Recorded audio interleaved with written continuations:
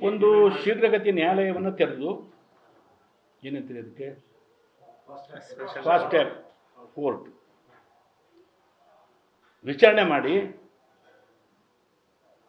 ಅತ್ಯುಗ್ರವಾದಂಥ ಶಿಕ್ಷೆನ ಅಪರಾಧಕ್ಕೆ ಏನು ಕೊಡಬೇಕೋ ಅಲ್ಲಿಂದ ಅಪಹರಣ ಮಾಡ್ಕೊಂಡು ಬಂದಿದ್ದಾರೆ. ಮೊದಲನೇದು, ಎರಡನೇದು ಹೊಡೆದು ಮರ್ಮಾಂಗಕ್ಕೆ ಸಹಿತ ಹೊಡೆದು ಕೊಲೆಯಾಗಿದೆ. ಆಮೇಲೆ ಹಣನ ಬಿಸಾಕ್ಲಿಕ್ಕೆ ಹೆಣನ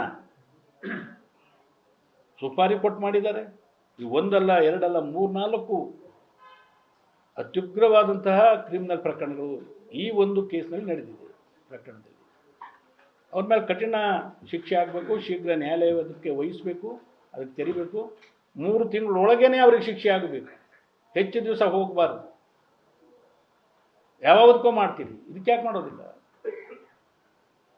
ಎಷ್ಟು ಜನ ಆ ಕಲಾವಿದರ ಅಭಿಮಾನಿಗಳಾಗಿ ಪ್ರೋತ್ಸಾಹ ಕೊಟ್ಟರು, ಆ ವರ್ಚಸ್ಸನ್ನು ದುರುಪಯೋಗ ಮಾಡಿಕೊಂಡರು ಆ ವ್ಯಕ್ತಿ. ಹಿಂದೆ 10 ಪ್ರಕರಣ ಆದಾಗಲೇ ಕಠಿಣ ಕ್ರಮ ಕೈಗೊಂಡಿದ್ರೆ ಈ ಸ್ಥಿತಿಗೆ ಬರ್ತಿರ್ಲಿಲ್ಲ. ರೇಣುಕಾ ಸ್ವಾಮಿ ಕೊಲೆ ಆಗ್ತಿರಲಿಲ್ಲ. ಅದಕ್ಕೆ ಕಠಿಣ ಕ್ರಮ ಆಗಬೇಕು, ಶೀಘ್ರ ನ್ಯಾಯಾಲಯ ಫಾಸ್ಟ್ ಟ್ರ್ಯಾಕ್ ಕೋರ್ಟ್ ಅಂತ ತೆರಿಬೇಕು ಅಂತೇಳಿ ಒತ್ತಾಯ ಮಾಡ್ತಿದ್ವಿ.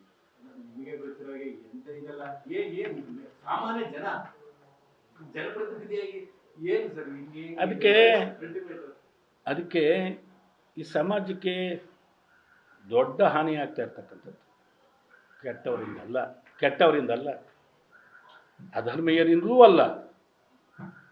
ಈ ಸಮಾಜಕ್ಕೆ ದೊಡ್ಡ ಹಾನಿ ಆಗ್ತಾ ಇರ್ತಕ್ಕಂಥದ್ದು ಧರ್ಮೀಯರಿಂದ, ಒಳ್ಳೆಯವರಿಂದ, ಸಜ್ಜನರಿಂದ. ಯಾಕೆಂದರೆ ಅವರು ಕ್ರಿಯಾಶೀಲರಾಗಿಲ್ಲ. ನೋಡಿ, ಅಲ್ಲಿ ನಿನ್ನೆ ಅವನದು ಇದಕ್ಕೆ ಸ್ಥಳ ತನಿಖೆ ಕರ್ಕೊಂಡೋದ್ರೆ ಜೈಕಾರ ಹಾಕ್ತಾರೆ. ಯಾವ ಸ್ಥಿತಿಗೆ ಬಂದಿದ್ದೀವಿ? ಧಿಕ್ಕಾರ ಹಾಕಲಿಲ್ಲ.